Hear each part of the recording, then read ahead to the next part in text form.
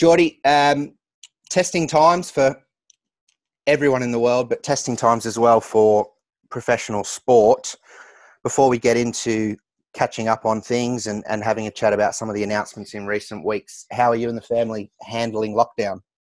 Yeah, a little bit different. I've got two young boys you'll probably hear them running around outside as we speak, taking my house apart slowly. But I think we're enjoying spending a little bit more time together as a family. I'm trying to put a positive light on a very bad situation. But obviously we're adhering to all the guidelines that the government have given out, and hopefully we'll get through this as soon as possible together.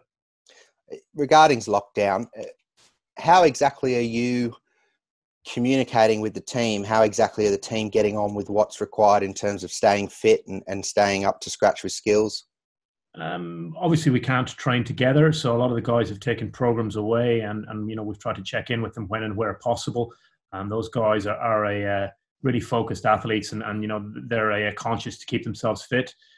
So where possible, they've been checking in and training quite hard.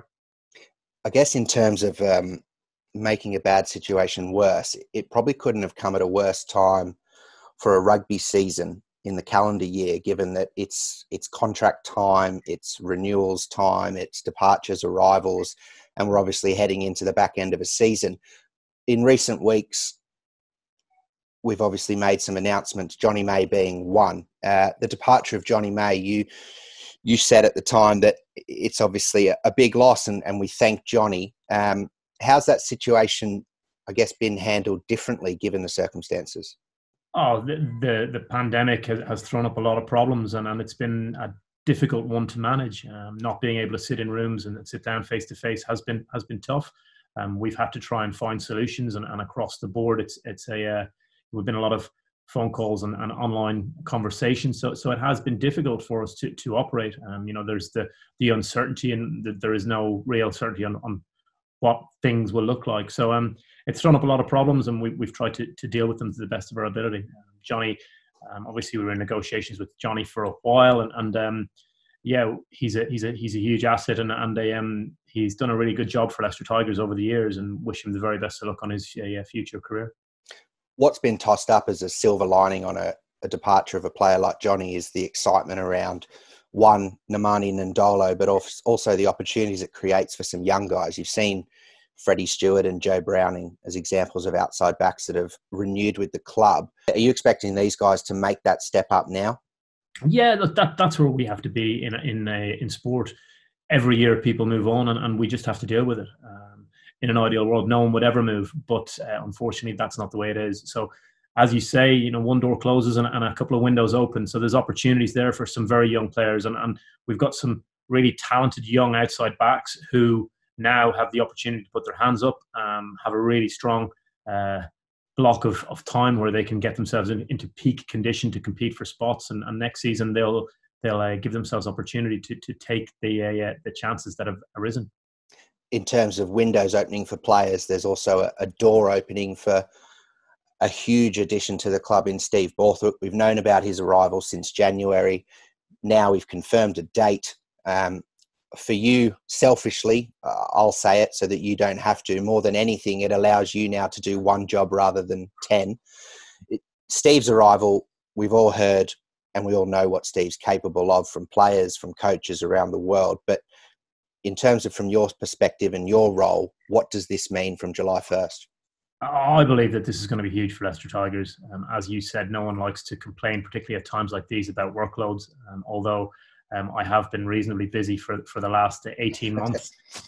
It's been tough, and I believe there's plenty of work to go around, and we've got a great coaching team, and we will add some more coaches to that in order to have a highly functioning organisation. But in Steve, what we're getting is one of the best coaches in the world. He's operating at a level with England that I think is far above where a lot of teams are. He's bringing that experience in. The rugby program will be far stronger from having him involved in it, and I think the players will respond very well to Steve as well. So it's a lightening of the on-field load for myself, but there's more than enough work to go around. And as I said, the coaching team is excited, and we're still looking to recruit in that department as well. In terms of Steve arriving, it's not a magic potion that will just walk in the door and Tigers will emerge as at the top of the table, is it? There's time, and people need to respect that. Look, I think it's a really interesting point. You can't just have a magic bullet and turn things around. It will definitely take time. It's the start of a project. It will take us a little bit of a period of time to get back to the top end of the table. We're starting from the bottom. I believe we're bringing in some quality coaching experience and a great person in Steve. But as you said, it's no silver bullet. You can't just expect to win. We have to build. We have to grow. The fans have been exceptional this season. I felt that throughout the season, the buy-in from them was brilliant, and certainly Watford Road was a very enjoyable stadium to play at this season, in that the crowds were vocal and they got stuck in on our behalf. So I think we're on the start of a really exciting journey. I think Steve is an integral piece to that. But as I said, it's going to be a journey, and we need everyone on board rowing in the same direction. Talk about everyone being on board for the last couple of seasons. I guess if you don't mind me saying, it's almost appeared as if people have enjoyed the demise of a club like Leicester Tigers for those outside the organisation. What do you say to that, or what's the internal message for something like that? Look, we're a massive club. We're one of the biggest clubs in the world, and we haven't performed to the levels that we potentially could have over the last couple of years. And I think for a long time, people who support Leicester Tigers know that when we're down, we certainly aren't spared any boots. If you're not a Tigers fan, you'll have received a lot of criticism, and you'll have a lot of hurt on your shoulders. We have to embrace that hurt. We have to build on it. We have to, be tight as a group. Fans, players, united, and we'll come back stronger.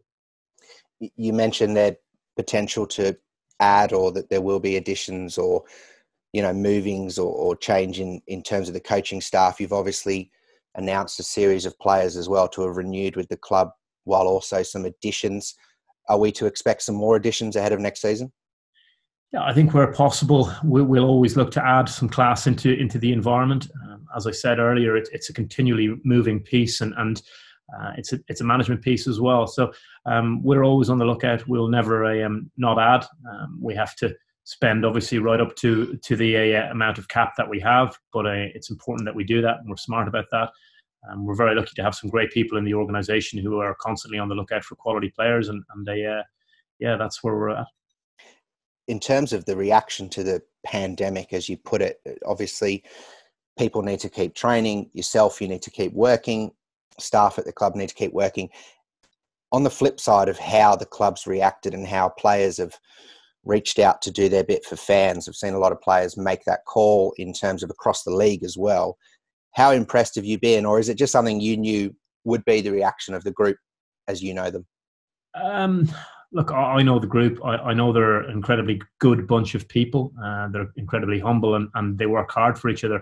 I know they care about the club, and they care about the supporters. So it's really nice to see some of the initiatives that the guys are doing, and making the calls and going above and beyond.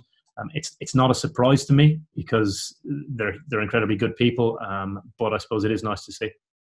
Finally, in terms of, we see every day online about how much fans are missing the game. For you, I know your wife might be in shot, so you might have to say that you're enjoying being home, but I'm sure there's a part that is eating away at you every day about not being able to put a team out on Welford Road, not being able to walk through that crowd. How hard's that been? Oh, it's been incredibly difficult. And although my wife has been reasonably pleased to see me a little bit more often, I think she misses the rugby too. There's nothing quite like a game at Welford Road. Although we have young kids, she's at every game with them, and braves the youngest going crazy in the stand, or crazy wherever he is, really. But it's a day out. It's exciting.